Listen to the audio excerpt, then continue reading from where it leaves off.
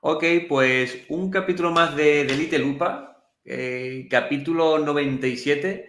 Estamos con, bueno, pues con alguien que ya ha estado aquí. Y encima estamos en unas fechas que se prestan a que además regrese este personaje que en realidad gustó.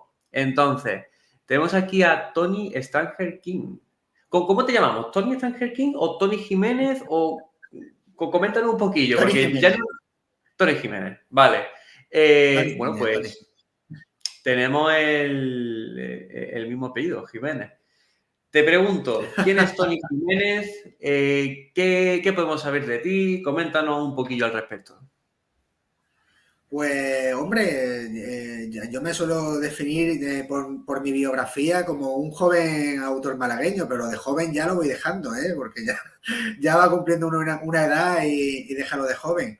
Escritor malagueño que, Ujú. que adora a Stephen King, precisamente, muy dado a homenajearlo en sus libros. Ha escrito novelas, relatos, antologías, dos ensayos sobre King, y los que quedan, porque este hombre escribe como un loco, ¿no? Además que tiene una bibliografía amplísima Ya. y claro, es un no acabar.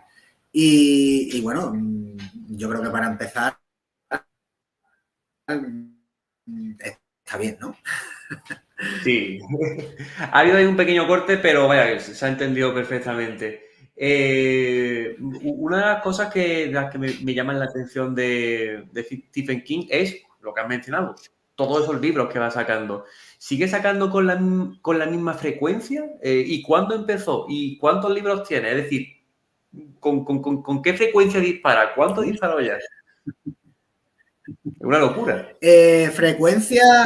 Frecuencia, diría, ha bajado bastante, pero es que uno o dos Sí, libros al año, lo de bajar bastante, me parece hasta cómico, ¿no? sí.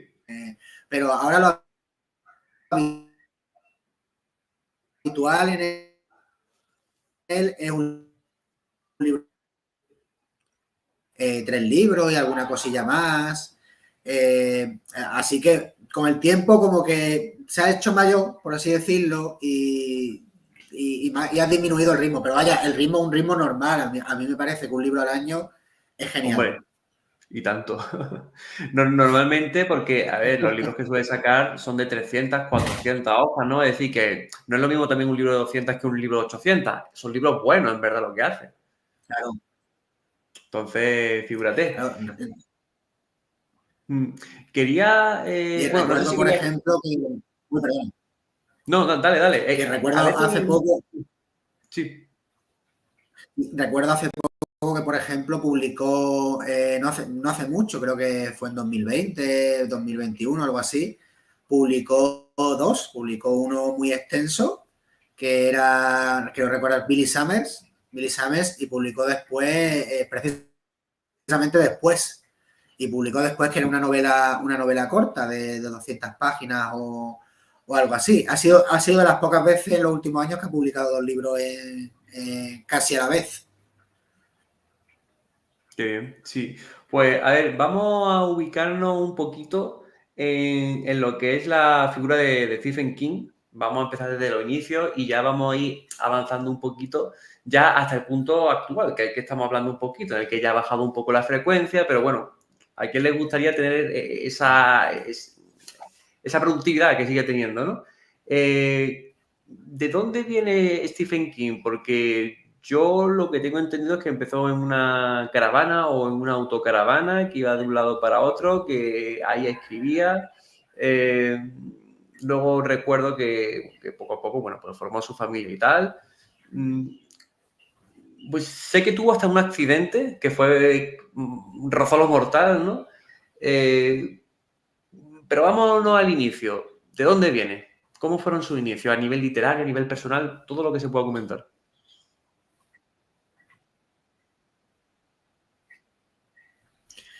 Pues tanto a nivel literario como personal, porque aquí eso va muy enlazado, ¿no? Lo personal y lo literario va muy enlazado. Tiene libros que prácticamente... Yo siempre digo que si te quieres conocer la biografía de King, en lo personal, te puedes leer su biografía literaria y más o menos lo vas conociendo como persona. Entonces siempre ha ido muy, muy conectado y él ha representado mucho el cliché, por decirlo así, del escritor pobre, del que empieza sin nada, del que se esfuerza, al que le dicen que no continuamente, ¿no? Y acaba consiguiendo, pues bueno, en este caso ser un bestseller, vender millones de ejemplares, ser uno de los escritores más importantes, no solamente de género fantástico, sino de la historia, y convertir el terror en un género comercial a partir de los 70 y de los 80, porque antes de los 70 y los 80 el terror estaba, más allá de los clásicos, ¿no? Estaba muy considerado como un género muy de nicho, como le dijeron muchas veces a King, algunos de sus editores, casi como de cómic, ¿no? Su primer editor lo dijo, es decir, que fue Bill Thompson el que le publicó Carrie. Dijo que el terror antes de King no era comercial, era algo muy de nicho, prácticamente al nivel de los cómics, no era como la novela histórica, ni como la novela romántica, ni siquiera como la ciencia ficción, era algo muy poco comercial. Entonces King empezó prácticamente desde pequeñito a hacer relatos, ¿no? Algo muy típico en los que somos también escritores, empezar con narrativa corta, con cuentos breves, ir tirando claro, y luego envalentonándonos para escribir cositas más largas. Cuando publicó Carrie ya tenía varios libros escritos, precisamente que luego publicó con el seudónimo de Richard Bachman. Tenía, por ejemplo, la Larga Marcha, tenía Rabia. Y cuando publicó Carrie, por ejemplo, que fue en su época postuniversitaria, ya era pobre, era muy pobre, es decir, estaba en una caravana con su familia, tenía 2 niños, tenía a Noemi, tenía a Joe Hill, al que hoy se le conoce bastante, sí. y vivía con su mujer, con Tabitha. Sí, Joe Hill no es tan prolífico como él, bien quién es tan prolífico como él, yeah. Pero tiene sus cosillas. Joe Hill se le conoce mucho por los cómics, por ejemplo, de Locan Kay, que hicieron la serie en Netflix, por ejemplo. Se le conoce por la novela de Cuernos, que también tiene su adaptación cinematográfica, que protagonizó Daniel Radcliffe, el de Harry Potter. Entonces, pues, de la casta le viene al galgo, como dice. Cuando publicó Carrie, era una familia pobre, King iba de un trabajo a otro, en ese momento era profesor, tenía un sueldo más o menos estable después de varios empleos de estos para sobrevivir, básicamente, y le llegó Carrie, que además, como dice esa anécdota, la tiró a la papelera. Digo, fue Tabitha la que encontró las primeras páginas de Carrie, la recuperó y le dijo, mira, esto tiene futuro, porque King no le veía futuro a Carrie, no le gustaba lo que estaba escribiendo, no le caía bien el personaje principal de Carrie White, no le veía sentido a que él tenía 20 y tantos años, estaba escribiendo sobre adolescentes, no sobre mujeres además, no se veía capaz, ¿no? de plasmar correctamente ese mundo femenino y adolescente, y tiró lo que llevaba escrito, y lo tiró. Tabitha lo recuperó, siguió escribiendo. Es más, Carrie no es de sus novelas más largas, tiene unas 200 y poco páginas, creo que no llega a los 250, si recuerdo bien, según la edición. Y la recuperó y, bueno, se la envió precisamente a Bill Thompson, a quien he mencionado antes, el editor que he mencionado antes, y logró venderla. Sacó un buen dinero por los derechos y luego un dineral por los derechos de bolsillo, que además fueron muy, muy importantes por entonces. Y bueno, y luego la película que salió 2 años después. O sea, Carrie, estamos hablando de una publicación en 1974. Este año se hace el 50 aniversario, que han sacado una edición muy bonita, con su tapadura, con sus brillitos y tal. Y a los 2 años, en 1976, apareció la película de Brian De Palma y fue ya un boom. O sea, aquí indirectamente ya los siguientes libros se vendieron solos. Misterio de Salem Lot, El Resplandor, vinieron luego los libros de Richard Bachman, de su seudónimo, pero King empezó muy así, muy prototípico, ¿no? Siendo pobre, una familia de pobres, escribiendo relatos, muchas negativas, ¿no? Revistas que no le pagaban. podría decirse que Carrie fue la que le sacó, ¿no? La que le catapultó, ¿verdad? Por así decirlo. Sí, totalmente. Mm. Totalmente. Además, ayudó muchísimo a la adaptación, claro, porque la adaptación Claro. fue a los 2 años. Es decir, Mm. estamos hablando de una película que tiene a John Travolta, tiene a Sissy Spacek, tiene a Brian De Palma dirigiendo, ¿no? En una época donde Brian De Palma era bastante potente. Y claro, aquello es que prácticamente la novela vino acompañada de la película, porque en 2 años no es apenas nada. Así Mm. que Y eso ayudó cómo, claro, bastante. siendo un escritor tan pequeño, ¿cómo es que se interesaron por hacerle una adaptación? Porque entiendo que había gente importante en esa adaptación, por lo que me estás dando a entender. ¿Cómo se interesaron? ¿Cómo surgió eso? Porque fue un golpe de suerte enorme, ¿no? ¿O es que ya vendía mucho el Pues libro? claro, ya había llamado la atención con la venta con la venta de los ejemplares en tapa blanda. Es más, cuando apareció la película de Carrie, cuando se estaba rodando, se estaba preparando y tal, apareció El misterio de Salem Lot, que fue también un éxito. Ujú. Entonces llamó mucho la atención y dio la casualidad bueno, más que casualidad, el talento de King atrajo a las personas adecuadas para, para hacer la película, pero sí, no fue algo muy habitual. O sea, estamos hablando de Claro. la primera novela de un autor por entonces que se interesó gente muy importante. No solamente hablamos de Brian De Palma y de los actores y actrices, hablamos de la misma productora. Se interesaron por Carrie y en una época donde, además siendo de terror, en una época donde tampoco es que aquello fuera una moda. Mm. ¿Y qué puede tener Carrie para que sea tan interesante? Es decir, haciendo un pequeño análisis, ¿qué encierra lo que es la trama, los personajes, los entornos? ¿Qué encierra el libro para que suponga un boom en ese entonces? Y bueno, ya que estoy hablando de entonces, podemos hablar de ahora. ¿Ha envejecido bien? ¿Puede seguir sorprendiendo? Porque el terror, ¿no? Ha cambiado también un poco, o a lo mejor se ha quemado o no, no sé. ¿Qué opinas? Carrie, ¿qué ocurrió en ese entonces y cómo sigue a día de hoy? Yo creo que Carrie fue una novela en ciertos aspectos muy adelantada a la época, porque es una novela trata mucho el bullying, por ejemplo. Es más, su adaptación cinematográfica de 2013 lo que hace es algo muy correcto, que es actualizar ese bullying. En la adaptación de 2013 vemos que tenemos a Julianne Moore, tenemos a Chloe Grace Moretz, ¿no?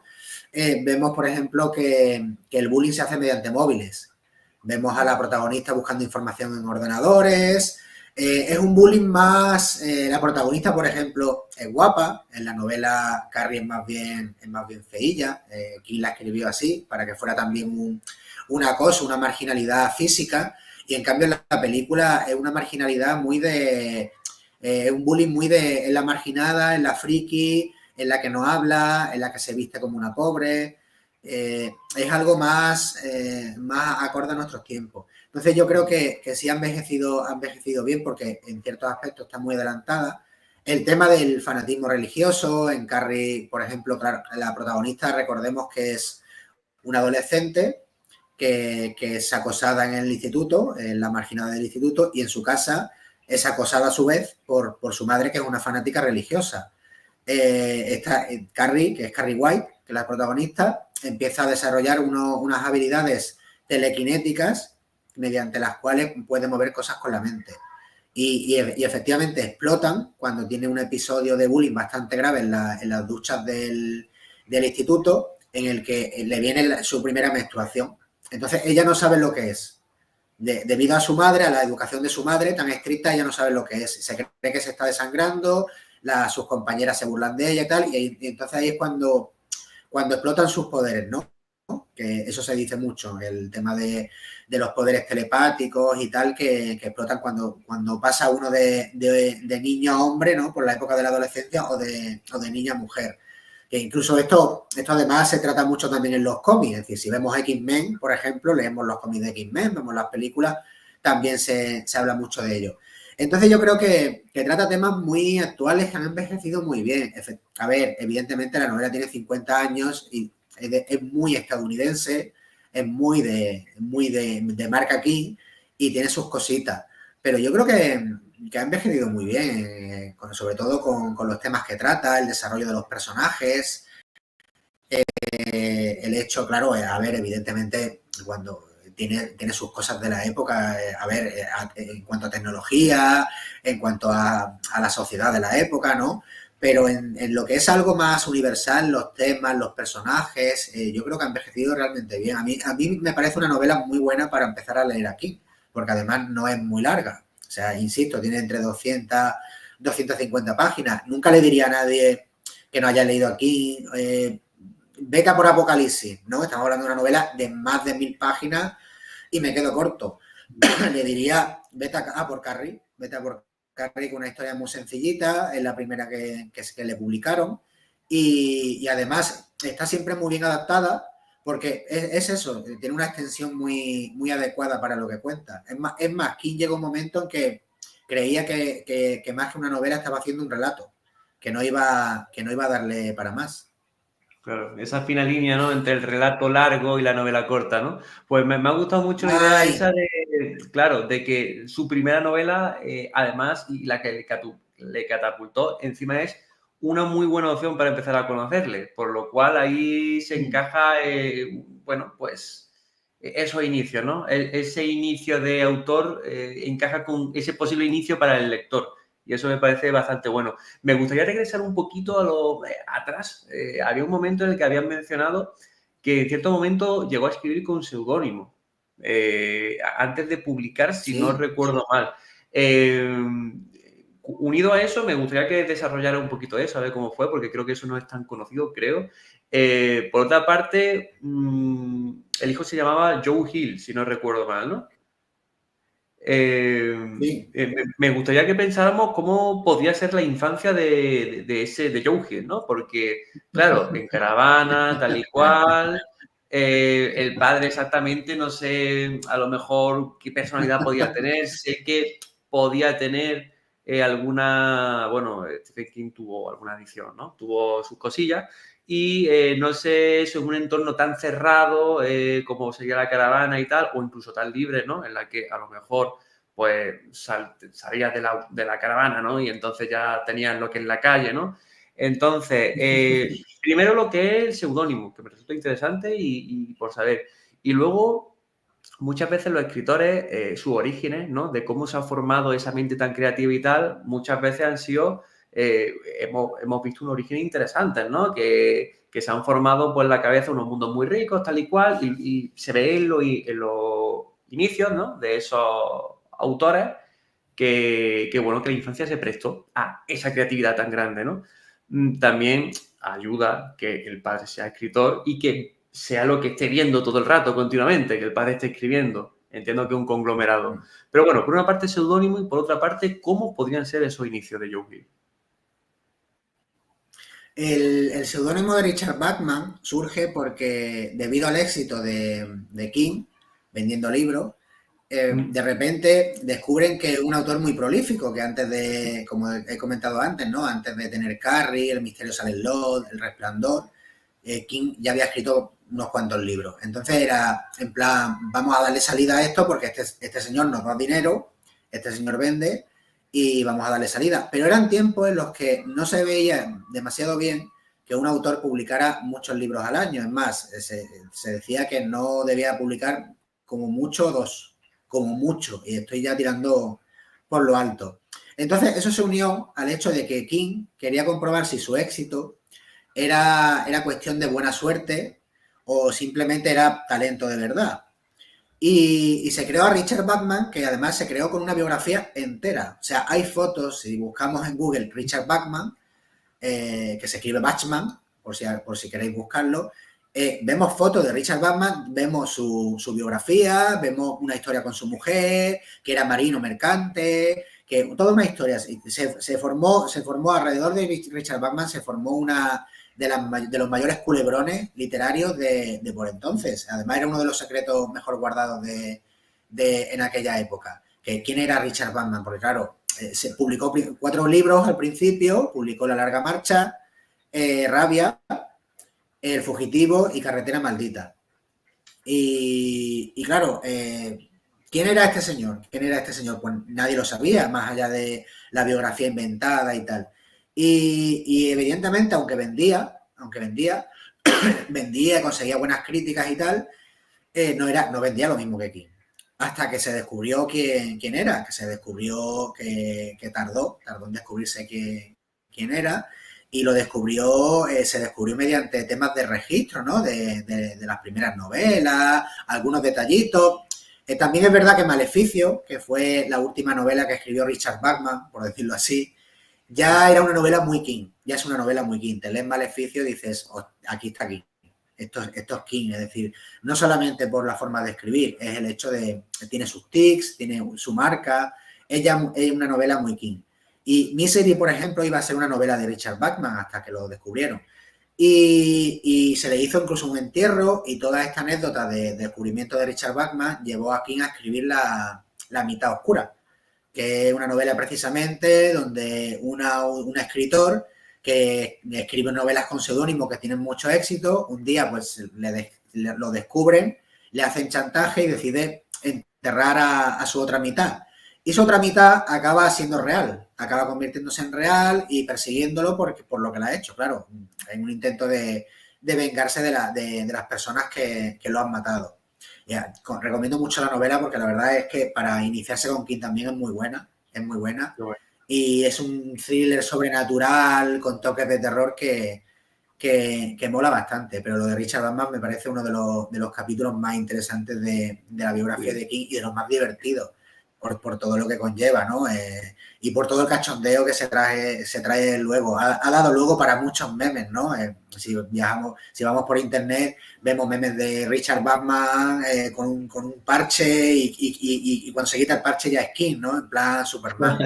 Es muy divertido, es muy divertido. Sus novelas, a ver, las novelas de Richard Bachman se nota que están escritas por un King muy primerizo, muy centrado en lo social, en otros géneros que no son el terror, en la ciencia ficción, ¿no? Por ejemplo, la de Rabia es esta novela tan conocida de King, más que por su calidad, que no es mala, pero más que por su calidad es conocida porque trata de un asalto a un instituto por parte de un alumno. Y esta novela es la que no está reeditada. O sea, esta novela ahora mismo no se puede comprar a no ser que sea de segunda mano. No tiene reediciones. No vamos a ver nunca una reedición de Rabia. Sí. Y las novelas de esta alter ego, ¿no? De este Richard Bachman, ¿no? ¿Por quién están escritas a día de hoy? Es decir, ¿cuál es el autor que figura ahora? ¿Stephen King? Según la edición, sí. O sea, hay ediciones que aparece como Stephen King y hay ediciones que todavía sigue apareciendo efectivamente como Richard Bachman. Y hay algunas que lo fusionan, ¿no? Que pone Stephen King, que suele ser lo habitual. Stephen King escrito como Richard Bachman debajo. O sea, son ediciones bastante... Es más, ha habido ediciones allí en Estados Unidos que son recopilatorios de las 4 novelas. Hay un libro que es muy bueno para coleccionistas, que es The Bachman Books y contiene las tres primeras novelas, que son las principales. Luego ha hecho eso, luego se ha publicado Maleficio, se publicó Posesión y la última, que tiene ya su tiempo, fue Blade. Y básicamente no hay ninguna de terror. Son todas, como muchos tienen toques ligeramente fantásticos y tal, pero no hay ninguna... Richard Bachman no escribía El Resplandor. Igual que King es complicado que lo veamos escribir La Larga Marcha o Rabia. Ejercicios literarios parecidos sí, pero algo así no.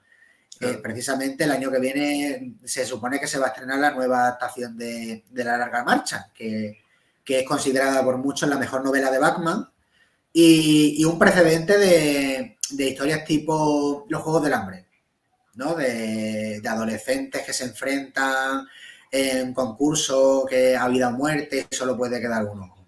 Cositas así.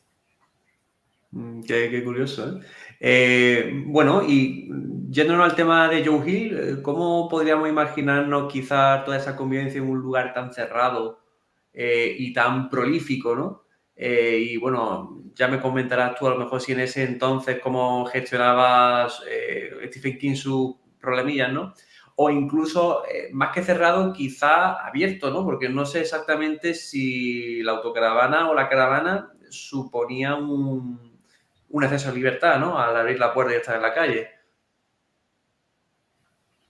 Bueno, lo de Joe Hill hay una anécdota que cuenta, es muy divertida, que dice, nació sin ningún problema, nació sin ningún problema, y eso fue el único no problema que dio, porque a partir de ahí empezó a llorar, empezaba a llorar, lloraba por todo, no dormía, y dio una infancia muy, muy divertida. Joe Hill creció, pues, además lo va contando él, entre risas. Creció en una familia en la que, claro, libros por todas partes, literatura a todas horas y sobre todo historias de terror, ¿no? Una cultura, una infancia y una juventud basada en películas de serie B, en los libros de su padre, en las historias básicamente con las que creció King. Y eso lo ha hecho que tú veas su bibliografía y claro, sea de corte fantástico. Es más, tiene algún que otro libro que es muy King, por ejemplo. Pero lo que pasa es que es verdad que lo suyo es más fantasía oscura, más que terror. Por eso cuando se acerca más el terror, se acerca más al padre. Y le interesan más los cómics. Es verdad que en cómics es muy prolífico. Toda la saga de Locan Key, por ejemplo, le hicieron en la editorial DC, le hicieron un sello, que era, creo que era Hill House Comics o algo así, un sello para él, para que guionizara cómics o incluso, entre comillas, los produjera de otros autores. Porque, claro, porque Su infancia él, sí, él es más guionista, ¿no? No es tan gráfico, él es guionista en el cómic, no es su función. O también es claro, diseñador. claro, no, no, él en los cómics es guionista, efectivamente. Y sobre lo de su infancia es que lo de la caravana le pilló muy, muy pequeñito, es decir, no estuvo mucho tiempo en la caravana, estuvo un poquito más Noemi, que es la mayor de los tres. Está Noemi, está Joe Hill y está Owen King, que también es escritor. Owen, por ejemplo, ha escrito con King, ha escrito con su padre, ha escrito Bellas Durmientes y hace poco llegó aquí precisamente a España, creo que era El Museo, creo recordar, porque me falta en la colección. Entonces, también es escritor, pero es muchísimo menos prolífico que incluso que su hermano. Que a los que nos gusta mucho Joe Hill, echamos de menos que sea más tan prolífico como su padre, o al menos un poquito más, porque es raro ver un libro al año de Joe Hill, ¿eh? Es muy raro. Ya. Coméntanos un poquillo, a lo mejor, el tema. Vamos a abordar los dos grandes problemas que creo que ha podido tener Stephen King. El tema de la adicción y, por otra parte, el tema de el gran accidente que tuvo, que si no recuerdo mal fue de tráfico y se le rompieron un montón de huesos, ¿no? Yo no sé eso cómo se sobrevive a eso, pero bueno. Aborda cualquiera de los dos problemas, a ver cómo, porque entiendo ahí que su familia fue, en cierta parte, determinante al menos por lo que recuerdo en ayudarle en el tema de la adicción. Eso también, aquí estamos ya enlazando piezas. Sí, con las adicciones él empezó muy joven. Él mismo lo cuenta en entrevistas y, por ejemplo, en el libro este que tiene Mientras escribo, ¿no? Que es Sí. mitad manual de escritura, mitad autobiografía casi, prácticamente. Y ahí cuenta que empezó muy joven, que empezó pues, a lo tonto, una cerveza a deshora, ¿no? La cerveza de por la noche o de por la tarde pasa a ser por la mañana. Y básicamente lo que cuenta es que cuando ya escribía mucho y tenía mucha carga de trabajo, era diferentes adicciones como cocaína, el alcohol era lo de menos, eran estimulantes, cuando no encontraba nada en la casa era enjuague bucal, por ejemplo. Eh, Cuando escribió Cujo, hay partes de Cujo que no recuerda haber escrito ni haber corregido, es una anécdota bastante famosa. Tommy Knocker, por ejemplo, ya la escribió muy destrozado, la escribió con la nariz llena de sangre, que se le salían los chorros, tenía que ponerse algodones en la nariz porque no lo aguantaba ya de todo lo que se metía prácticamente. Es decir, él lo dice, se metía de todo lo que pudiera meterse se lo metía y básicamente muchas veces era para mantener el ritmo, ¿no? Él comenta que por ejemplo, en El Resplandor, sin él saberlo, él se estaba viendo a sí mismo en Jack Torrance, que ese era su miedo. El miedo de ver a un escritor fracasado, frustrado y alcohólico que hace daño a su familia. Y en Misery, prácticamente, Annie Wilkes, la enfermera, él la considera como su droga. O sea, recordemos que en Misery tenemos a Paul Sheldon, que es un escritor, que sufre un accidente de coche y es rescatado por una simpática mujer, en principio que dice que es su fan número 1, ¿no? Y lo mantiene en la cama, le hace cura y tal, entonces vamos descubriendo que realmente lo tiene secuestrado y que esta mujer, que Annie Wilkes y es una antigua enfermera, está no muy sana ni emocional ni psicológicamente, ¿no? Entonces, básicamente lo obliga, Annie descubre que Paul quiere matar a su personaje favorito, que es Misery Chastain, que es la protagonista como de una serie de novelas romanticonas de época, ¿no? Como sería hoy en día los Bridgerton, por así decirlo. Y descubre que va a terminar la saga, que la va a matar. Y entonces dice, no, tú no la matas, tú tienes que seguir escribiendo a mi Misery. Y King un poco reflejó la droga en Annie. Y él se reflejó con Paul Sheldon, ¿no? La droga me invita, me obliga a continuar, yo quiero parar, pero no puedo parar y ahí estoy hasta que ya efectivamente llegó un día, su familia le hizo una especie como de intervención, le pusieron en todas las bolsas que habían reunido con toda la lata de cerveza, todo lo que se metía y tal, se la pusieron allí delante y le dijeron, mira, o lo resuelves o te abandonamos, porque no queremos ver cómo te suicidas en directo, porque lo siguiente que va a ser es que te dé algo. Y King, aunque fue al principio a regañadientes, al final efectivamente salió del pozo, pero le costó. Digo, y luego tenemos el tema del accidente, que efectivamente fue otro momento decisivo para King en su vida, tanto profesional como personal. Debido al accidente casi deja de escribir. Él dijo muchas veces que prácticamente que iba a dejar de escribir, que no se veía con fuerza. Y más que un accidente creo recordar que fue en 1999, cercano a los 2000, al 2000 ya, y fue que él simplemente estaba dando un paseo por una carretera, por el arcén de una carretera, y un señor que venía con una camioneta se distrajo con el perro que tenía detrás y lo atropelló. Se lo llevó por delante directamente, o sea, lo atropelló, lo arrolló. Y yo, como digo siempre, una de las historias más terroríficas de King es cuando King cuenta mientras escribo cómo fue su recuperación, cómo fue el accidente, porque lo dejó destrozado, necesitó mucha rehabilitación, no sé cuántas operaciones. Siempre recuerdo con cierta risa macabra, esta broma que él soltó en plan de que se estaba quedando medio inconsciente, ¿no? Cuando fue atropellado, y se le acercó el conductor de la camioneta y vio a un tío muy de sus novelas, con la gorra esta muy del sur de Estados Unidos, de los estados del sur, muy catetillo, muy redneck, ¿no? Como se dice. Y lo primero que pensó King fue, me ha atropellado, me ha matado uno de mis personajes. Porque es verdad, el tío se acercó y era muy personaje de King. Y fue uno de los últimos pensamientos antes de desmayarse, pero lo pasó muy mal, la rehabilitación le dolió mucho, no tenía fuerzas para escribir, era sentarse delante de la máquina de escribir del ordenador y no poder teclear 2 palabras seguidas. Directamente sufrió un bloqueo creativo, lo pasó horrible. Yo por entonces no recuerdo mucho, porque en aquella época Internet no era algo que tuviéramos en todos los hogares, pero sí es verdad que con el tiempo te pones a buscar noticias y encuentras que fue un boom para el mundo, fue sobre todo para el mundo literario, fue como un antes y un después. Es decir, han atropellado a Stephen King y casi lo matan, que casi se queda en el sitio, como se dice. Y por si no fuera suficiente, cuando se iba recuperando, se le quitaron las ganas de escribir, es que no podía por el dolor.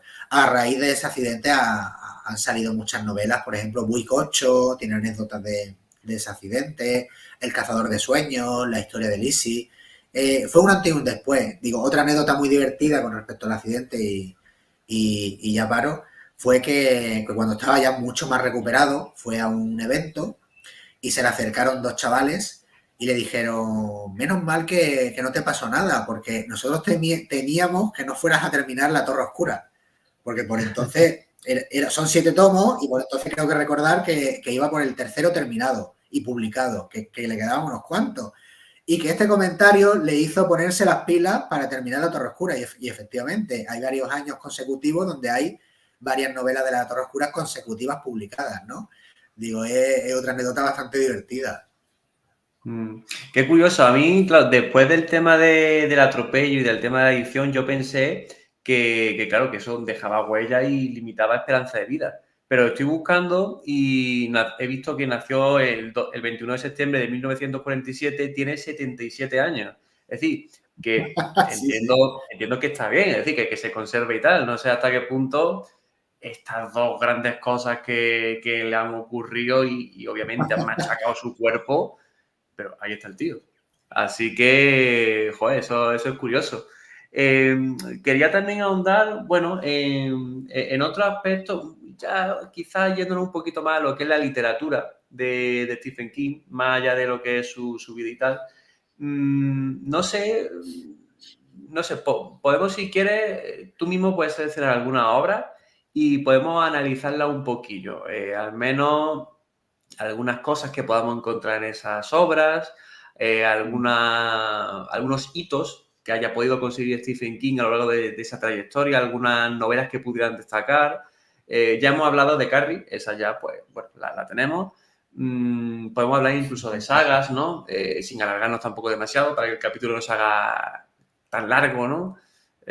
Bueno, no sé, ¿qué títulos se te pueden venir a la cabeza?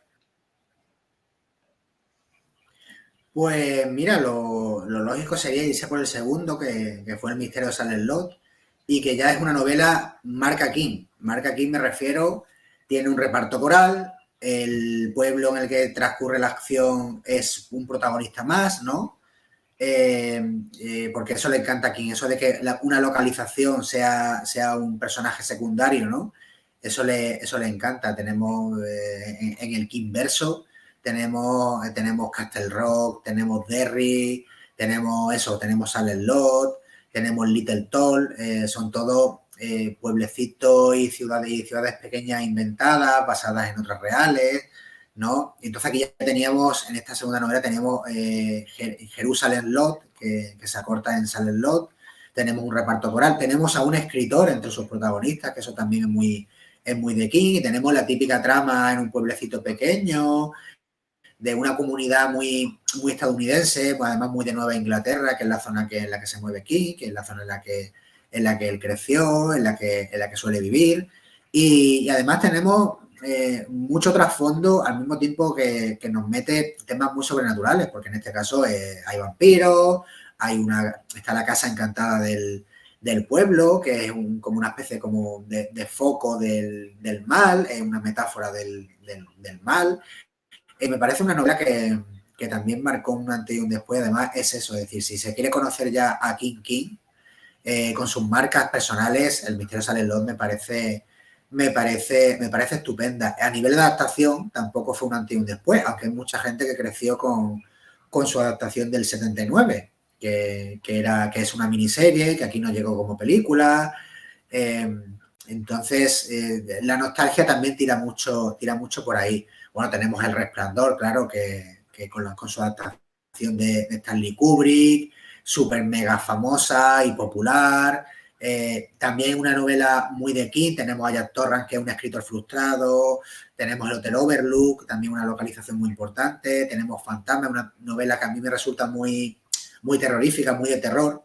Si queremos hablar de King como maestro del terror, ¿no? Como con ese sello que ha ido no perdiendo, simplemente ha ido cambiando, porque ya en los últimos años es muy complicado verle novelas como El Resplandor. En los últimos años pues, podemos verle, por ejemplo, Cuentos de Hadas, que es fantasía, 22 del 11 del 63, que es de ciencia ficción, toda la saga que tiene alrededor de Holly, que es más bien de policíaca, de suspense barra thriller, ¿no? Que empezó con Mr. Mercedes, con la trilogía de esta que se llama de Bill Hodges, sigue con El Visitante, tiene La Sangre Manda, tiene Holly, que ha sido la última que ha sacado del personaje. Otras novelas, pues Cementerio de Animales también me parece imprescindible. Además, también, insisto, muy buena para empezar con él. Es una novela también muy de King, con su pueblecito, con sus secretos. Lo del tema del cementerio de animales, que también se hizo muy popular, ¿no? A nivel de merchandising y de cultura popular, todo el tema del cementerio de animales ha sido muy referenciado en series animadas, series, películas. Hay películas que directamente están basadas, son recreaciones no oficiales, ¿no? De Cementerio de Animales. También tiene una anécdota detrás, Cementerio de Animales, es decir, recordemos que Cementerio de Animales es la historia de una familia que se muda a un pueblecito, ¿no? Y descubre que en la parte de atrás, en la parte trasera de la casa, un vecino les cuenta que tienen un cementerio de mascotas, donde se entierran sobre todo últimamente mascotas que son atropelladas en la carretera, ¿no? Y que más allá en el bosque hay un cementerio de animales pero de los nativos americanos. Y en ese cementerio se supone que resucitan. Lo que entierre resucita, ¿no? Y la familia lo descubre, sobre todo el padre de familia, que es el protagonista, lo descubre al enterrar el gato de la familia, un día que precisamente lo encuentra atropellado. Y el gato vuelve, pero claro, vuelve diferente, vuelve al modo King, por decirlo así. Pues todo esto le pasó a King, efectivamente, evidentemente no lo del gato, no se encontró un cementerio ni le volvió el gato, pero sí es verdad que se mudó a una zona por tema de trabajo y le pasó lo del gato. Ya tenían su cementerio de animales allí en la zona, le pasó lo del gato en la carretera y estuvo a punto de pasarle con Owen King, que por entonces era muy pequeñito, pero estuvo a punto de pasar por la carretera y de que le ocurriera a él. Y de ahí sacó King la idea principal para Cementerio de Animales, que es una de sus novelas más terroríficas y más oscuras. O sea, la desesperanza es un personaje principal en la novela, porque una novela muy tétrica que él tuvo además guardada porque le pareció muy oscura, le pareció muy pesimista, les pareció una novela muy triste y lo es, porque además es prácticamente un ensayo sobre la muerte, ¿no? Otras obras suyas, hombre, podemos mencionar la saga de la Torre Oscura, que básicamente es el pilar sobre el que se sustenta su universo, porque King tiene su propio universo, hay muchísimos guiños de una novela a otra, de un personaje a otro, por ejemplo, en La Torre Oscura sale un personaje a partir de cierta saga, de cierto volumen, sale un personaje del Misterio de Salem Lot, hay un personaje secundario de Salem Lot, no voy a decir quién, pero que se convierte en un personaje muy importante en la Torre Oscura, que es una saga más de fantasía. O sea, si os gusta Tolkien, el tema del western y tal, La Torre Oscura es vuestra lectura porque va en ese sentido. Tenemos también, podríamos mencionar Apocalipsis, que fue la novela que lo obligaron a recortar en su primera edición, que se llamó La Danza de la Muerte. Luego en los 90 la publicó entera y es como ya la conocemos, que es Apocalipsis, que también está muy basada en El Señor de los Anillos, por ejemplo, a pesar de ser una novela tan muy bíblica. Podríamos de obras más modernas, pues la que he mencionado, por ejemplo, Mr. Mercedes, la trilogía de Mr. Mercedes me parece bastante chula y que además prosigue con diferentes aventuras con el personaje de Holly, por ejemplo, El Visitante. Sí me parece de las pocas novelas que ha hecho últimamente King, al menos en los últimos años, de terror, al estilo más clásico. Este año ha sacado Si te gusta la oscuridad, que me parece es una antología, sobre todo de novela corta. Y ahí vemos como King trata mucho la vejez, el tema de la vejez, el tema de la vida, vemos que King ya está cumpliendo una edad, es más, es un libro, perdón, que tiene mucho sabor a despedida. Si mañana se nos fuera King, que esperemos que no, y que nos dure bastante, ese libro sería como, no perfecto, pero sí sería bastante adecuado para anunciar que se nos ha ido, porque es un libro muy, muy contemplativo, que trata mucho el tema de cumplir años, de echar la vista atrás, de hacer repaso a tu vida. Alguna obra rarilla. Es que King tiene cositas muy, muy extrañas. Tiene la anécdota esta que a mí me resulta fascinante, la del ciclo del hombre lobo, que es una novela muy, muy cortita y que es muy entretenida, no tiene más profundidad, ¿no? Que una historia de hombres lobo y tal. Y esto empezó como un calendario ilustrado, donde King iba a escribir un par de líneas para cada ilustración. Claro, King cuando se pone a escribir se le va. Y ese par de líneas pues se convirtieron pues en una novela corta, que no fue ya un calendario ilustrado. Entonces, digo, esa me parece bastante, bastante chula. Bueno, podemos mencionar también It, que es uno de sus libros más conocidos, que tiene mil y algo páginas, según la edición, 1300, 400, 1500. Estamos hablando de un libro para hacer ejercicio. A mí me parece un libro perfecto, ¿no? Que tiene condensa todo lo que es King, ¿no? Porque trata sobre la amistad, trata sobre el miedo, tiene un reparto coral, tiene su pueblecito de Maine, ¿no? Tiene su monstruo muy, muy típico de King. En este caso, además, se transforma en lo que más temes, o sea que no te esperas exactamente qué forma puede pillar. Tiene también obras escritas con otros autores, tiene algunas escritas con Joe Hill, bueno, con Owen, como he mencionado antes, Bellas Durmientes. Tiene obras que forman como ciclos entre ellas, ¿no? Que tratan en la misma ciudad, por ejemplo, en la zona muerta está muy conectado con Cujo, que también están conectados con la mitad oscura. Bueno, antología que siempre me fastidia mucho dejarla fuera. King escribe muy buenos relatos. Tiene El umbral de la noche, que fue su primera antología, y prácticamente reúne todos los relatos que publicó en revistas, ¿no? Antes de incluso de publicar Carrie. Porque él, antes de publicar Carrie, se ganaba un dinerillo enviando relatos a revistas como por entonces, las revistas para hombres, ¿no? Que eran Playboy, eran Penthouse, revistas subiditas de tono, y de vez en cuando pues enviaba relatos de terror a este tipo de revistas y tal, y se ganaba un dinerillo antes de publicar Carrie. Y muchos de esos relatos, la mayoría, se reunieron en El umbral de la noche, que es curioso porque se publicó en los 70, finales de los 70, y tiene mucho el tono de lo que luego van a ser los años 80 en cuanto al género fantástico, ¿no? Es un poco como fue antes el huevo o la gallina.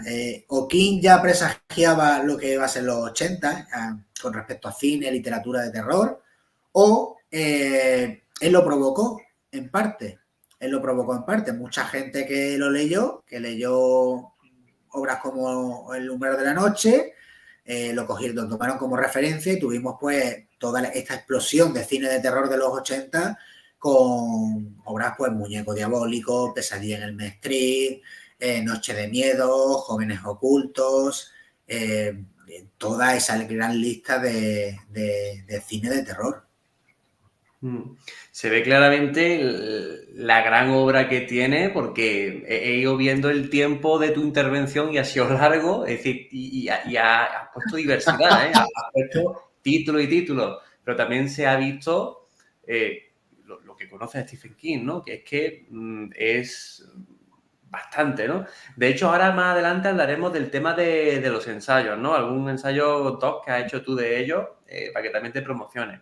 Pero antes de ello, ya que conoces, bueno, una gran parte, ¿no?, de lo que es toda la bibliografía de Stephen King, creo que eres el tipo apropiado para preguntarte ¿cuál es el patrón que se repite en las obras de Stephen King? Por un momento pensé que a lo mejor podía ser un pueblo a lo mejor así más oscurillo dentro de lo que es un pueblo a lo mejor más inventado dentro de lo que es el panorama americano, pero claro, es que también hay muchas más cosas, ¿no? Hay bastantes cosas. Luego la Torre Oscura, ¿no? Es decir, ahí tienes la pelota difícil. ¿Cuál es el patrón? ¿O depende del tipo, del estilo? Quizás tiene 2 o 3 patrones, no lo sé.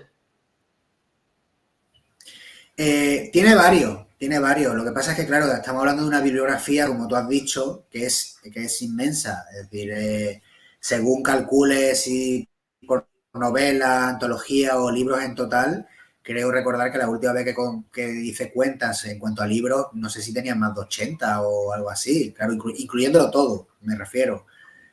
O un número parecido, un número muy, muy cercano. Pero es complicado lo del patrón porque es verdad que tiene unos cuantos muy, como hemos mencionado, ¿no? El tema de los pueblecitos americanos, el tema de tener a un escritor como protagonista, los repartos corales de personajes.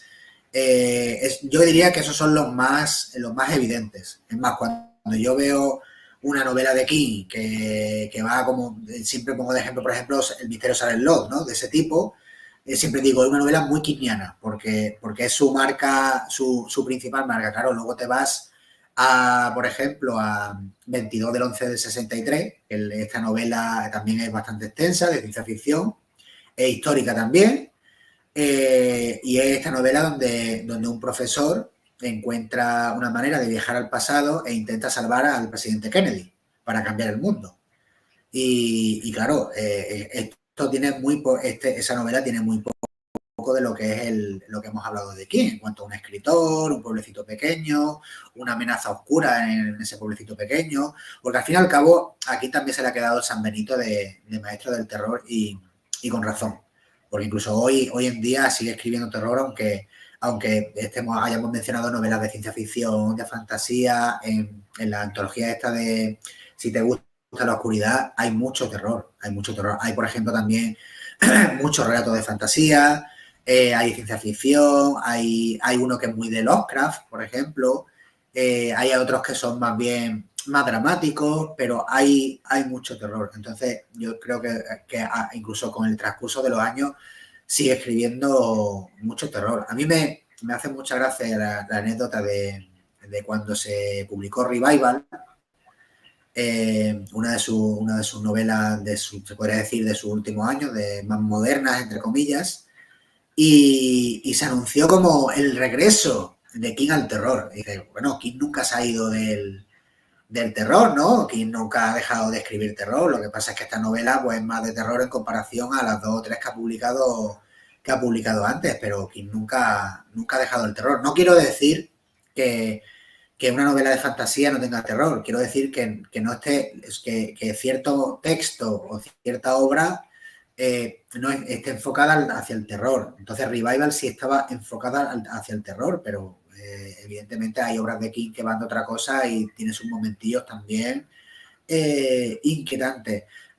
Pero sí, en la obra de King además tiene también muchísima rareza, podemos hablar de cómics, videojuegos, tiene videojuegos, bueno, todas las referencias culturales nos daría para estar aquí hasta mañana y mucho más, ¿no? Carrie, Resplandor han tenido multitud de referencias, podemos hablar de todos los capítulos de Los Simpsons que hay basados en la obra de King, en el capítulo ese tan famoso del Resplandor, Sí. perdón, que nos acusan de plagio. Capítulo, bueno, lo que he dicho antes, Cementerio de Animales, hay varias películas que directamente son adaptaciones no oficiales. King también es muy, como yo digo, es muy zorro, él no se esconde que él no hace nada original, él lo dice, y yo no hago nada original, lo que yo hago original es desde mi perspectiva. Yo como escritor estoy con él. Yo creo que lo más original que podemos dar es nuestra perspectiva concreta y personal de ciertos temas. Es decir, en la novela de vampiros que yo escriba no va a ser la misma que escribas tú ni la misma que escriba King. Entonces King, cuando escribió El misterio de Salem Lot, por ejemplo, él lo que hizo fue dar su propia versión de Drácula. Fue a partir de ahí. Es decir, yo quiero hacer mi propia versión de Drácula, pues la hago. Con Cementerio de Animales pasó algo parecido. Se basó mucho en toda la mitología del Wendigo, en el relato de Jacobs de la pata de mono, que eso también aparece en Los Simpsons. Todos recordamos el capítulo de Lisa con la pata de mono que concede deseos, ¿no? El clásico de cuidado con lo que deseas que se te puede cumplir y tal. Entonces, King en ese aspecto tampoco, él lo dice, él además es una persona muy humilde, extremadamente humilde, incluso. Y dice, no, es que yo no hago nada original, simplemente doy mi perspectiva de algo que me gusta, de este tema, y eso es lo original. Es decir, que la perspectiva no va a ser la misma ni para aquel autor, ni para el otro de enfrente, ni para el que tengo al lado, todos daremos una perspectiva diferente, y eso es lo bonito, al fin y al cabo. Cuando hacen una adaptación de su obra, evidentemente es un director, un guionista, un productor dando su propia perspectiva de esa obra en concreto. Sí, todo esto lo que supone alejarse de lo que es otro tipo de obras, ¿no? Intentarse diferenciar y tal, es que está casi todo creado y lo único que puedes hacer es unir muchas cosas que ya existen para formar una especie de molécula muy diferente a otras moléculas, ¿no? Esto de las moléculas también lo hablaba Brandon Sanderson, ¿no? Que él tenía varias ideas y las unía. Pero claro, es que todas las ideas están inventadas en realidad. Entonces tú lo que puedes hacer es que varias ideas, hacer que aparezcan varias ideas que sea poco frecuente que aparezcan dentro de una obra y ya luego además darle tu perspectiva. Entonces ya son las únicas herramientas con las que poder diferenciarse, ¿no? Dentro de este mundo en el que prácticamente está todo inventado. Me gustaría, ya como última pregunta del bloque de la biografía, yo, bueno, hay algo siempre muy interesante de comentar, ¿no? Sobre todo con escritores que son quizás más potentes, ¿no? Que es el tema de la censura. Y además, bueno, pues yo como maestro que soy, ¿no? De colegio, pues también uno este concepto a lo siguiente, porque el otro día vi una noticia, un fragmento en un periódico que decía lo siguiente y trataba de Stephen King, de la censura en bibliotecas de colegio para Stephen King. Esto lo publicó, pues se publicó en El País y la publicó una tal, seguramente lo pronunciaré mal, Lucía Ligmaer. Pero bueno, es la siguiente. En los últimos días, Stephen King ha sido víctima de la ley 1069 y se han retirado varios de sus libros de las bibliotecas de escuelas públicas de Florida, entre ellos Carrie, It y La Larga Marcha. La ley, como informaba recientemente The Guardian, exige que cada junta de distrito escolar sea responsable del contenido de todos los materiales de instrucción u otros materiales utilizados en clases, bibliotecas o material de lectura. Pienso en todo lo que no leerán, todo a lo que no estarán expuestos esos adolescentes, aquello que nos estremece, que nos marca, que nos hace mejores. Pienso en los que señalan en la idea del arte degenerado, esa idea en sí inmoral, depravada, un espejo oscuro de todos esos fanáticos que ahora sacan su zarpa. Entonces, bueno, vemos que ahí está no sé, es interesante que para un escritor que ha estado tanto tiempo, que ha pillado tantas generaciones, pues obviamente pillará a las nuevas generaciones. Lo que pasa que, bueno, siempre resulta curioso que como las generaciones van viniendo y van entrando nuevas generaciones, que censuren quizá algunas, en este caso en Florida, ¿no? En la escuela. ¿Qué opinas tú al respecto? ¿A partir de qué edad se debería de leer? O quizá es que, aunque sea novela, aunque a lo mejor pudiera leerla objetivamente un adolescente, es malo para un adolescente. No sé, se refiere a Carrie, a It y a La Larga Marcha. ¿Qué te sugiere todo esto?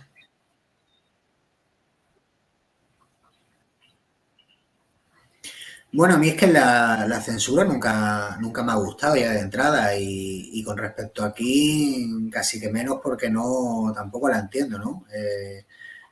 Igual también es un tema allí muy político porque quienes seguimos aquí, sobre todo en redes, sabemos que se mete mucho con la política republicana, ¿no? De Estados Unidos. Él es demócrata y siempre le está dando caña a los republicanos, sobre todo a Trump, por ejemplo. Entonces, lo mismo también viene muy por ahí. King mismo, cuando se retiró Rabia, King mismo lo decidió así. Dijo que hasta aquí, porque porque fue después de varios casos de adolescentes de masacres, ¿no?, en institutos, y en algún que otro caso se le encontró a uno de los asesinos un ejemplar de rabia en la taquilla. Y llegó un momento en que se le echó la culpa aquí, bueno, como igual que se le ha echado la culpa a Marilyn Manson por su música, a ciertas películas, a los juegos de rol, etcétera, etcétera. Y llegó un momento que dijo, bueno, esto lo retiro y se acabó. Y le han hecho muchas veces la pregunta de la autocensura, ¿no? A mí al respecto me parece muy curioso un debate que se forma alrededor de King, que además él también responde de vez en cuando, y es cada cierto tiempo alrededor de It, ¿no? Sin dar detalles, por si alguien no lo ha leído y tal, en It hay una orgía, ¿vale? Entre varios personajes. Esto es, cada vez que aparece, cada cierto tiempo surge un debate alrededor de hay que ver todas las escenas de la orgía, etcétera, etcétera, muy feo, muy mal y tal. Y King suele responder en plan, me parece curioso que en más de 1.300 páginas de niños asesinados, niños comidos, asesinatos en serie, monstruos comiéndose niños, porque en It la mayoría de los muertos son niños, o sea, la criatura que popularmente conocemos como Pennywise, ¿no? Se alimenta de niños principalmente. Entonces, It es una auténtica carnicería de niños muertos. Y dice, siempre me parece curioso que nadie se queje de que en las primeras páginas le arrancan a un niño pequeño un brazo, ¿no?, de un mordisco y todo esté concentrado en la orgía, ¿no? En la orgía, que no tiene tampoco mayor importancia. Te puede gustar más la escena, te puede gustar menos, te puede parecer más polémica, te puede parecer una pequeña ida de olla. A mí me parece un poquito ida de olla de King. Entiendo lo que quería explicar con la orgía, pero me parece un poquito ida de olla, que de vez en cuando es verdad que se le va un poquito. Pero claro, siempre es curioso, ¿no?, que en Estados Unidos eso lo critica mucho King. El tema del sexo y tal sea muy censurable y no lo sea la violencia más extrema. En este caso, además, me parece curioso que hayan elegido esos 3 títulos. Yo creo que son títulos que han elegido por el tema de los adolescentes. Son novelas donde los adolescentes y los niños pues, sufren y tal. A ver, son novelas de terror, donde el efecto de este terror, los efectos de este terror se dan en personas de esa edad. No considera que se autocensure con el tema de rabia, que simplemente lo veía un ejercicio de responsabilidad y tal. ¿A qué edad leer aquí? Yo creo que es un autor perfecto para la adolescencia, que me parece genial. Es más, yo siempre digo, yo me eduqué antes de con King. Yo aquí lo conocí mediante el cine. Yo cuando empecé a leer aquí, ya había visto muchas películas suyas sin saber que estaban basadas en su obra. Mi primer libro de King fue Misery y yo tenía 11 años, es decir, ni siquiera era un adolescente, era un preadolescente. Y quedé enganchadísimo a la literatura de King. Antes ya leía, por ejemplo, a Lovecraft, leía los clásicos, Bram Stoker y sobre todo leía Las pesadillas de R.L. Stine.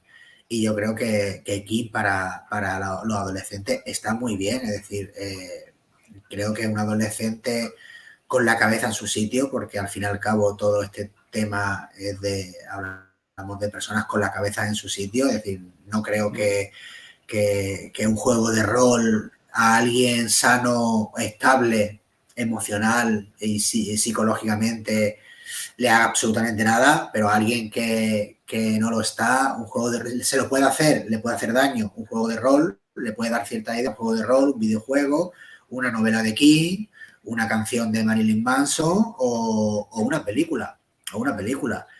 Entonces yo creo que la edad perfecta para leer aquí, yo creo que la adolescencia, Carrie o el misterio de Salem Lot, creo que entran muy bien en la adolescencia, ¿no? Yo creo que King es un niño grande y King también es muy, como él dice, es el equivalente literario a un Big Mac con patatas fritas y un Big Mac con patatas fritas a un adolescente de vez en cuando, sin abusar, le entra muy bien. Lo que pasa es que yo creo que King es algo más que un Big Mac, es mucho más sano Y yo creo que es bueno que un adolescente abuse de King, porque King además no nos trata como idiotas, nos habla de tú a tú. Gran parte de su éxito es ese tipo de prosa, ese tipo de estilo de que parece que estás delante de una silla contándote la historia, ¿no? Que estamos alrededor de una fogata en medio del bosque y nos está contando una historia, sea de terror o no.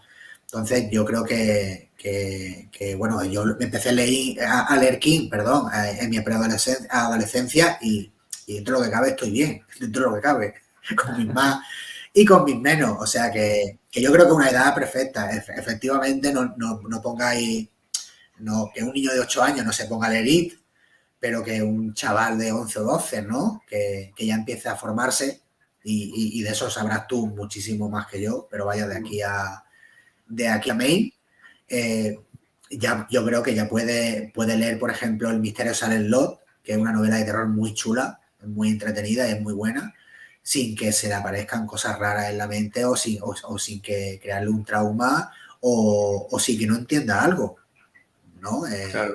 Yo creo que es un autor muy para adolescentes grandes. Y esto no lo digo peyorativamente, porque yo sé que hay mucha gente que dice, ay, es que con 40 años sigue siendo un adolescente. Digo, mira, que a todos se nos conserve el niño interior, ¿no? O el adolescente interior, sobre todo a la hora de leer, de jugar, de ver cine, de ver series, a la hora de vivir.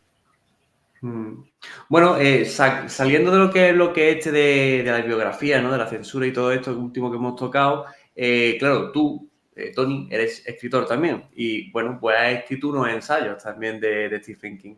Entonces, me gustaría saber qué podemos encontrar. Primero los títulos, para quien quiera encontrarlos, y luego, bueno, pues el contenido, ¿no? Que se desarrolla, ¿no? Para quien a lo mejor le guste más el tema esta, pueda ir a esos ensayos. Pues mira, en principio hay dos, publicados con la editorial malagueña Applehead Team Creaciones, que se dedica sobre todo a ensayos, aunque también publica novelas y tal, tiene ensayos muy interesantes, sobre todo de cine, también algunos sobre literatura, pero sobre todo de cine, mucha cultura popular, ¿no? Y tienen ensayos además tanto de títulos muy conocidos, por ejemplo, ensayos de Terminator, por ejemplo, a ensayos de cositas más, como yo digo, más rarunas, pero lo digo en plan bien. Acaban de sacar un ensayo enorme de la saga de Temblores, de esta película de estos bichejos que van por tierra, que la primera película la protagonizó Kevin Bacon en los 90, ¿no? Tienen ensayos bastante curiosos. Y lo de aquí me parece gracioso porque la idea principal con ellos, que fue mi toma de contacto con ellos, la idea principal era hacer un tomo de King. Cuando ya llevaba unos cuantos capítulos dije, no se puede hacer, esto nos va a quedar enorme. Entonces decidimos hacerlo en varios tomos, en plan enciclopedia, y dividirlos por etapas. Entonces está el primer tomo, que es Here's Johnny, las pesadillas de Stephen King, y va desde el 74, desde Carrie, hasta, creo recordar, el 89, hasta la mitad oscura. Y es un poco su etapa más conocida, o sea, la más clásica, con la que hemos crecido mucho, como digo, ¿no? Pues hay mucha gente que se ha ido desconectando de King y al principio se lo leía todo y ya es de vez en cuando, pero simplemente porque es muy prolífico. Y entonces se ha quedado mucho en esa etapa. Ese primer tomo, además de esa etapa, habló mucho de su vida. Y comprende eso, los títulos los primeros títulos que te vienen a la cabeza, ¿no? El Resplandor, como hemos comentado, It, Christine, por ejemplo, Cujo, La Zona Muerta. Y luego el segundo tomo es Todos flotan, las pesadillas de Stephen King, que ya reúne más los títulos de los 90, títulos más modernos. Creo recordar que llegaba hasta Elevación, que es una novela tiene componentes fantásticos, pero muy intimista. A mí me gusta mucho, porque además es una novela corta muy bonita. Ahí se ve al King más sentimental. Y además ensayo me parece que para el público incluso podría ser más atractivo para quien no conozca, para quien se haya quedado con el King más clásico, porque aparte de los títulos modernos, en ese ensayo sí trato, por ejemplo, los videojuegos, trato el impacto en la cultura popular, trato los cómics, trato lo menos conocido, porque incluso hay rarezas que seguro que hay gente que no conoce, ¿no? Que ha guionizado algunas de sus adaptaciones. Bueno, ha sido director, fue director de La Rebelión de las Máquinas, un clásico de los 80 que acabó siendo aquel rodaje acabó siendo un caos. Fue la única película que rodó King, ¿no? Digo, de vez en cuando le vienen las ganas, pero yo creo que recuerda lo que fue aquello y se le quitan. Y ese segundo tomo, por ejemplo, en este segundo tomo menciono también a Joe Hill, algunas de sus obras y tal, menciono a algunos autores que han influenciado a King o que King los ha influenciado a ellos, sobre todo modernos. Por ejemplo, King está muy influenciado por Richard Matheson, que es prácticamente el rey de...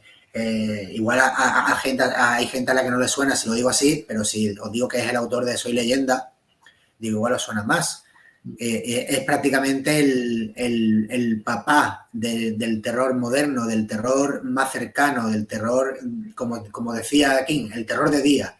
Antes de Richard Matheson el terror era pesadillas nocturnas, muy por la noche, pero Matheson lo sacó a la luz y es lo que hace King. King prácticamente podría considerarse el Richard Matheson moderno, porque es eso, es un terror muy cercano, es un terror de tú llegas de trabajar, te sientas en el sofá y de repente notas que algo te agarra la pierna debajo del sofá y te arrastra a otra dimensión, ¿no? Es un terror muy cotidiano, no tanto de aventuras galácticas, ni de otras dimensiones, ni de dioses antiguos, ni de dioses primigenios, muy tan Lovecraft, ¿no? No, es un terror muy del hombre común, del obrero, por decirlo así.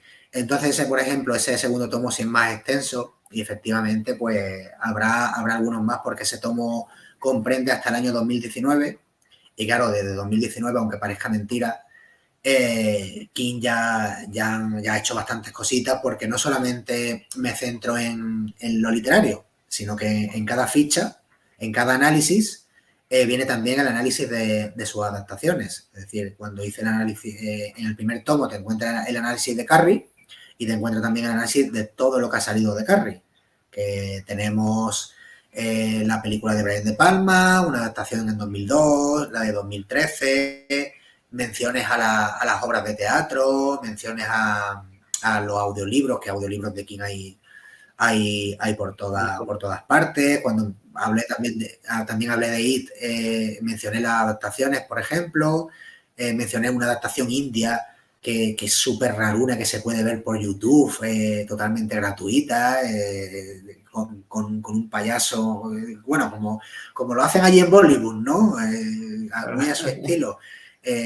Hay muchas cositas así. Bueno, Cementerio de Animales tiene también tiene la adaptación de los 80, que llegó como Cementerio Viviente, tiene una segunda parte no oficial, de eso también hablo. Hay hubo una época en la que como se pillaban los derechos de King, los productores pues decían, bueno, pues aquí hay que sacarle partido. Y este hombre le hacemos una adaptación, pero hasta dentro de 10 o 20 años igual no pega hacerle otra. ¿Qué hacemos? Pues hacemos secuelas no oficiales. Entonces existe Carrie 2, existe Cementerio Viviente 2, existe Ojos de Fuego 2, existen cosas muy, muy curiosas. En el caso de Carrie 2 es la hermana de Carrie. Que dices tú, madre mía, lo que se le ocurre. Bueno, de los chicos del maíz existen, creo que la última vez que miré eran 12 entregas. 12 entregas de los chicos del maíz, que es un relato del umbral de la noche muy normalito, que está bien, no, ni mata ni engorda, como el que dice, y han sabido sacarle rendimiento económico en los cinematográficos hasta llegar a las 11 o las 12 entregas. Me parece algo alucinante. En el tercer tomo me gustaría, por ejemplo, me gustaría centrarme, aparte en las obras que ya me faltan de 2019, me gustaría centrarme, por ejemplo, en su música. Hay mucha música basada en King. Y también el proyecto de los Dollar Babies, que es un proyecto que se hizo muy famoso, sobre todo en los 80, los 90, y que King, por $1, podías adaptar una obra de King, sobre todo una obra breve. Tú le mandabas $1 y tenías permiso de King con ciertas normas, sobre todo no salir de festivales de cine, crear tu propia adaptación de King. Que muchas de ellas, por ejemplo, se pueden ver en YouTube. Pues voy a poner un ejemplo. En 2000, creo que fue el año pasado, 2022, sacaron la adaptación a cines. Salió a cine la de The Boogeyman, ¿no? Y de ese relato hay un montón de Dollar Baby, de cortos hechos por aficionados que le pagaron a King en su momento y que se pueden ver en YouTube. Y hay cosas bastante curiosas. Bueno, Frank Darabont, el director de Cadena Perpetua, La Milla Verde, La Niebla, empezó haciendo un corto de esto. O sea que en el tercer volumen me gustaría también tratarlo porque, claro, es que es imposible tratar a todo King en un solo libro. Y era lo que queríamos, tratar aquí desde el principio hasta el fin y que esperamos que el fin tarde. Seguramente. También eras escritor novelista, ¿no? Tiene alguna que otra novela, si no recuerdo mal, ¿verdad? Sí, sí. Y Sí. habías A ver, mencionado... tengo...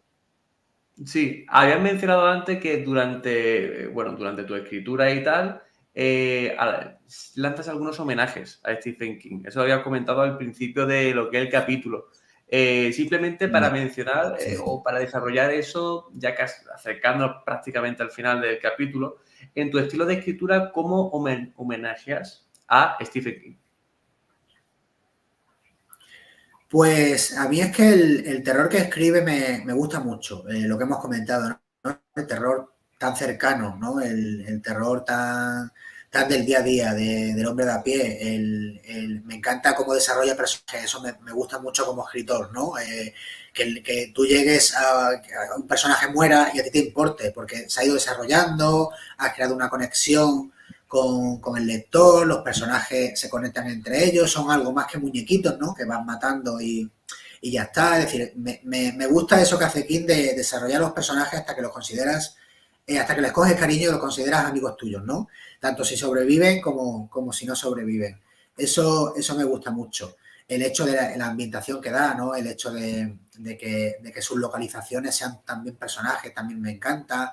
Y luego, dejando de un lado que los temas que él trata también me gustan mucho, está el dejarle muchos guiñitos. La primera novela que publiqué, que es Cinco tumbas sin lápida, contiene muchos guiños, contiene incluso referencia a personajes de sus libros, algún pueblo, en plan hay un personaje que viene de Castle Rock, hay otro que viene de Derry, en Tumbas vacías directamente hay un personaje que visita el pueblo de It, y ve cosas raras, ¿no? Ese tipo de guiños que mientras no entren dentro de que King lo sepa y me pida derechos de autor, que estarían sus derechos, digo, me gusta hacer ese tipo de guiños. Cinco tumbas sin lápida se vendió como un homenaje a King, porque Cinco tumbas sin lápida lo es, claramente. Cuando lo escribí me fui a lo que me gustaba, a lo que más fácilmente me gustaba, y es la historia de un escritor que sufre un bloqueo, va a su pueblo, que está en Maine, rodeado de bosques y tal, con muchos misterios, ¿no? Y es un escritor además que perdió a su mujer, le ocurrió algo muy chungo en el pasado, y esos fantasmas que lo acosan se van volviendo pues un poquito más reales, ¿no? Conforme está en el pueblo. Entonces, básicamente es una novela muy King, dejando de lado la distancia con respecto al talento de los dos, ¿no? Pero me refiero al tema del tono, los temas que trata, lo que hablábamos antes, ¿no? Ese tipo de marca de, bueno, tú pones a un escritor en un pueblo de Maine y lo rodeas de terror y misterio y ya es muy familiar King en ese momento, ¿no? Está ahí el ADN, está su ADN ahí. Entonces sí, es verdad que tengo otras novelas que se alejan más, simplemente porque son temas que él no ha tratado, que a mí me gustan más. Por ejemplo, Al final del bosque sí se acerca mucho a él, pero se acerca más porque es una novela muy de terror rural, se acerca mucho a La Niebla, pero es verdad que llega un momento en que se va alejando y se adentra en los terrenos, pues, por ejemplo, del cine al estilo de La Bruja de Blair, el proyecto de La Bruja de Blair, La Bruja, la novela del ritual de Adam Neville, por ejemplo, que recomiendo, un autor también que recomiendo desde aquí. Entonces hay temas que se dan más para homenajear aquí más que otros. Entonces cuando puedo homenajearlo lo hago. Lo hago por cariño, respeto y diversión. Ok, vale, pues claro, es que a fin de cuentas, después de haber bebido tanto, ¿no?, de Stephen King, a la hora de producir, pues te sale algo, prácticamente. Claro, sale muchas veces sin querer lo que tú dices. Ya. Bueno, pues Tony, llevamos 1 hora y 20 minutos desde ahora mismo. Y la verdad que hemos hecho un repaso enorme prácticamente. Hemos tocado la biografía, hemos tocado, bueno, lo que es la vida, ¿no?, del propio autor. Hemos tocado, bueno, cosas más polémicas, ¿no?, que a mí me gustan, la censura, ¿no? Hemos hecho análisis de algunos libritos así por encima. E incluso, pues, hemos ido a temas ya de influencia, sobre todo en ti, ¿no? Como, bueno, obras que podemos encontrar de ti, ¿no?, los ensayos y tal. Y creo que ha quedado un capítulo muy, muy bueno, muy, muy largo, así con un contenido muy interesante que, bueno, pues va a ser el que va a abrir de los 2 capítulos que tenemos en la semana de Halloween, pues el primero de todos. Yo creo que es un buen inicio y nada, agradecerte todo esto. Te doy ya el último turno de palabra para decir lo que quieras decir y en el momento que termines, pues cierro yo el capítulo. Pues nada, que te voy a decir que ante todo encantadísimo de estar con vosotros, encantadísimo de estar contigo, un auténtico placer que me hayas vuelto a invitar, que me hayas vuelto a soportar. Gracias A un por malagueño aguantar hay que... gracias por aguantar esta hora y 20 de King, que además es un tema que a mí me apasiona. Gracias por tu paciencia, por los problemas técnicos, todo hay que decirlo, previos al programa, todo hay que decirlo también. Y nada, que es de verdad un honor que haber participado contigo para hablar de King, que me ha encantado estar aquí de nuevo contigo, con vosotros, y sobre todo por esta fecha que tanto me gusta y que tan especial es ya no solamente para los que escribimos terror, sino para los que el género para los que amamos el género. Así que nada, que muchísimas gracias y aquí estoy para cuando me quiera volver a llamar.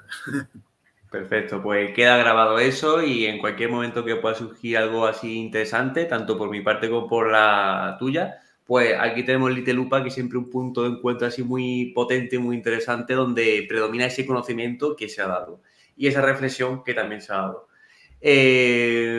Nada, Tony, muchísimas gracias. Gracias también al público, que si quieres saber más de Tony, pues Tony Stanger King, puede rascar, ¿no? Puede mirar por redes sociales.